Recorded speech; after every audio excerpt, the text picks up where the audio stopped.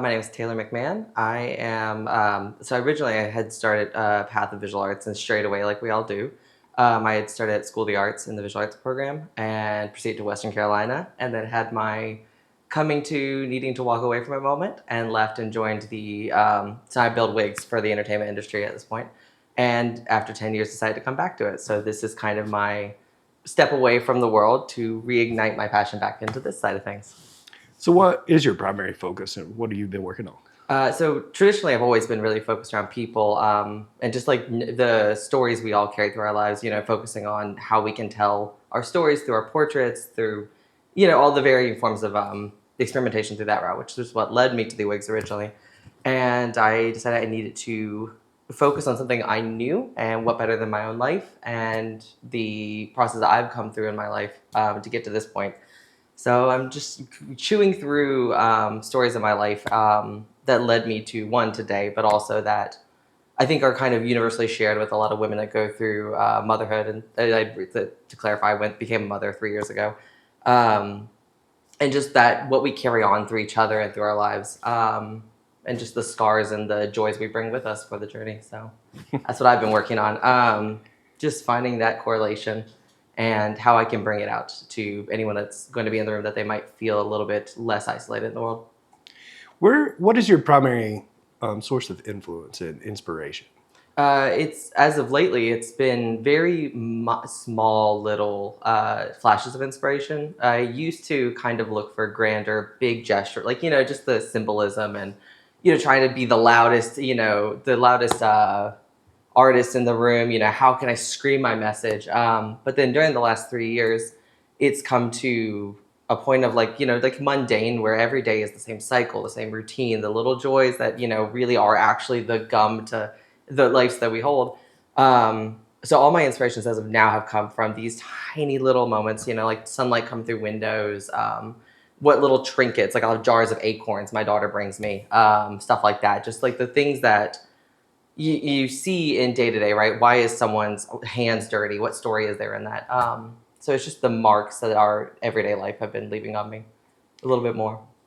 What have you been working on here while you're at Azule, and how has being here at Azule helped you? Repeat that one, sorry. How has being here at Azule helped you accomplish what you've been working on? I mean, it's everything. Just the ability to be away and focus. One, I mean, you can't know how overburdened you are mentally until you do get away, and it's just quiet suddenly. And anytime I've been up in the mountains, I mean, there's this type of seclusion that we come into the valleys here, where it's just like the world just fades. Look around you, right? What do you have? It's what's in front of you. And so having the space of like that quiet space, that focus to be able to just breathe and allow what is already in there to come out instead of having to fight and claw through, I mean, just everyday distractions or the emotions of every day. You have a space where you can come in as a clean slate as an artist and you can actually translate these feelings a little bit more cleanly. So it's given me the ground to actually create something instead of just kind of throwing myself at paper trying to figure out what the message is after the fact. Do you care to show us some? Please, yes. So down the line, easy enough. Like I said, I'm focusing on things from my childhood, things that have grown me into the woman I am today, and starting with, just an image from my childhood. My mother and I did not have a very lovely relationship, and trying to embody some of the isolation from that and how carrying that into someone I'm more proud of and more strong in myself and my skin, but still we wear scars still. There's things we can't get rid of. And that's what I was getting with the things our mothers pass on to us, right? The things that our families pass on. So even though, like, even in the better end of things, motherhood being such a pivotal point in my journey, still being something incredibly isolating. And just kind of chewing through those things. So that's where we've come to so far. This one was done this week. This one I just got to finally finish this week.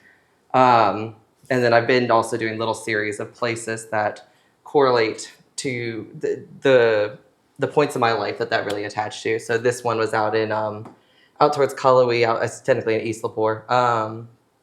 It's just a place that emotionally had become a very like spiritual place for me to go back to. There'll be one for this one that's like a childhood home of mine that's now tragically condemned, but it fits quite the emptiness feeling that I grew up with. And so creating almost like postcards to these memories of physical places for me to attach them to.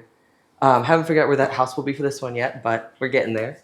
But yeah, that's where we are. So Awesome. Thank you. yeah, thank you.